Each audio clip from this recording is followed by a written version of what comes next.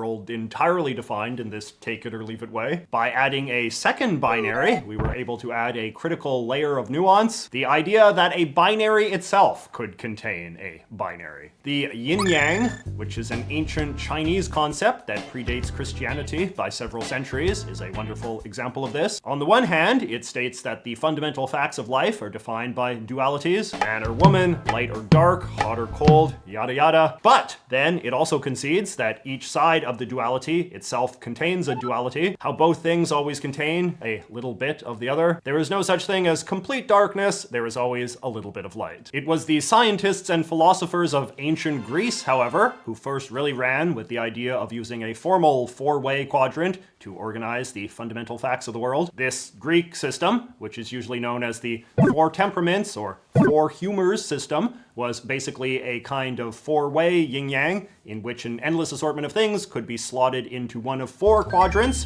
based on their defining properties. So there were four main personality types, which were in turn said to be caused by amounts of what they believed to be the four types of fluid in the body, which had properties similar to the four elements, which they believed defined the four seasons and so on. It is obviously quite similar to the Native American thing we talked about earlier, suggesting there is something about processing the world this way that comes so naturally to humans it basically transcends culture. Anyway, as the centuries went on, the Greek quadrant system got more and more complicated, with more and more stuff getting crammed in. Well into the Middle Ages, it remained one of the Western world's leading systems for understanding everything. As you can see, even the modern zodiac system has its roots in this. People back then would make all sorts of major life decisions according to this thing. Like, oh, should my son marry this girl? I don't know, he's got a lot of quadrant 3 energy, and she's really more of a quadrant 4. And it is quadrant 2 season. Now, obviously, this system gradually fell out of favor as mankind gained a more scientifically grounded understanding of the world. But as a method for understanding personalities, it survived for a surprisingly long time. It is arguably still a part of Western culture even now. So, broadly speaking, the Greeks believed that the four main personalities were upbeat,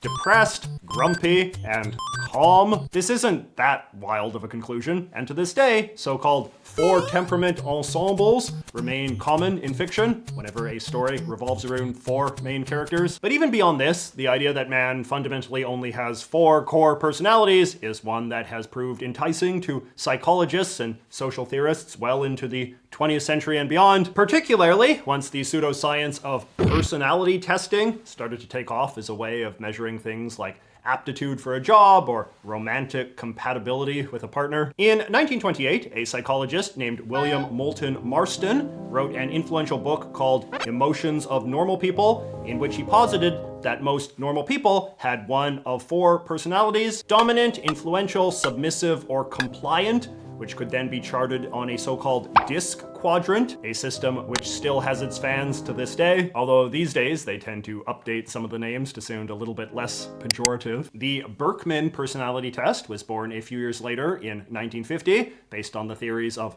Roger Berkman, who said that in his mind, people were fundamentally either doers, communicators, analyzers, or thinkers. This system too is still being used by millions around the world, at least according to the Berkman Institute. Now, the most famous personality test of the 20th century, the Myers-Briggs Type Indicator, which has its roots in the theories of the famed psychoanalyst Carl Jung, does not use a quadrant, or at least it didn't until a guy called David Keirsey came along in 1978 and wrote a popular book called Please Understand Me, which argues that the 16-axis Myers-Briggs system could actually be condensed into a simpler four-quadrant system that he called the Keirsey temperament sorter. According to his system, people were either guardians, idealists, artisans, or rationalists. All of these four personality theories, I should note, were classic examples of double binaries, in the sense they would start with a binary, like say extrovert or introvert, and then add another, like abstract thinker versus concrete thinker,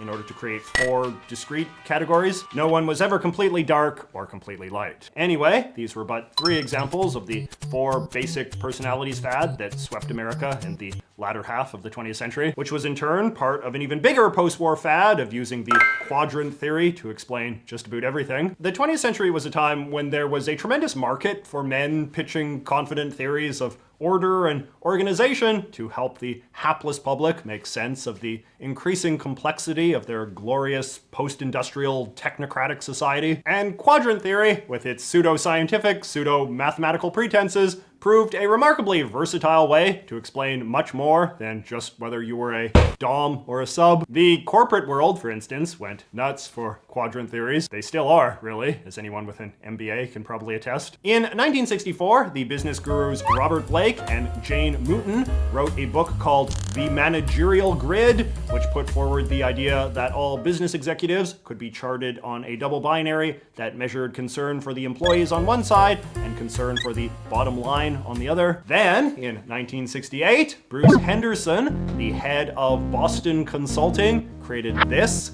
the growth share matrix, which suggested that there were really only 4 kinds of products a company could sell, as determined by whether they held high or low market share and whether the market size was increasing. And, as was increasingly common with these sorts of things, Henderson also gave each of his 4 segments cute little nicknames: stars, pets, cash cows, and question marks. The time management matrix, meanwhile, was popularized in the iconic 1989 bestseller, The 7 Habits of Highly Effective People, by famed Mormon business consultant Stephen R. Covey. Based on a system supposedly used by President Eisenhower, it argues that all of life's tasks fit into one of these 4 categories of importance, and that one of the ways you become a highly effective person is by being able to identify if something is a do, decide, delegate, or delete. Really, the amount of unified theories that people dreamed up using this double binary quadrant system were basically endless. There were quadrant theories to explain economics, relationships, religion, even the success of Hollywood movies. But let's talk about the one that you're all the most interested in, the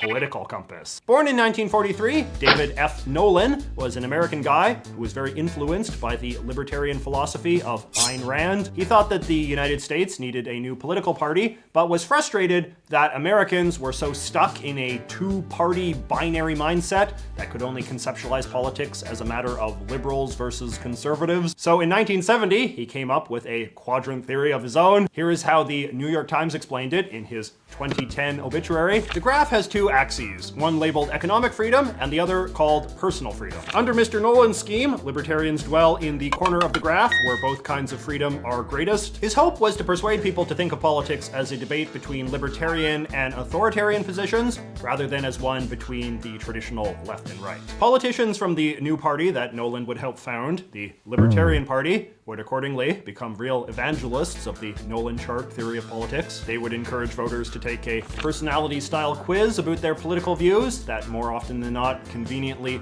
revealed them to be libertarians. In the year 2000, a journalist from New Zealand named Wayne Brittenden created an online knockoff version of the Nolan test, rebranded as the Political Compass. Brittenden had similar political biases to Nolan in terms of being fixated on the idea that political philosophies were best measured through the presence or absence of authoritarianism. Sometime over the last couple of years, Brittenden's version of the chart has really taken off with the extremely online Zoomer set, who seem fond of using it as their primary metric for understanding politics. My young YouTuber pal Gregory Guevara, better known as J-Reg, the Junior Egg, has played a particularly big role in popularizing it, as well as pushing this idea that the 4 fundamental political personalities are fascist, capitalist, communist, and anarchist. Some online people have gotten even more extreme, attempting to literally map every political thought and thinker that has ever existed onto the Brittenden chart. This whole renaissance of interest in what is basically just a 50-year-old political quiz provides a pretty good illustration of just how compelling these quadrant theories have proven to be, even in the modern world. Most of the big ones we've looked at today are still being used to make money for the various institutions set up by whoever originally created them. And based on some of the numbers on their websites, it is not unreasonable to say that probably a majority of Americans have been taught to use one of these things at some point in their lives through quizzes, seminars, self-help books, and the like, which only makes sense. I mean, as I said, quadrant theories have a really old pedigree and have historically been employed whenever the complexities of the modern world feel overwhelming by appealing to our deep-seated human disposition towards tidy binaries. And for all the advancements we've made in science and technology, our world is still as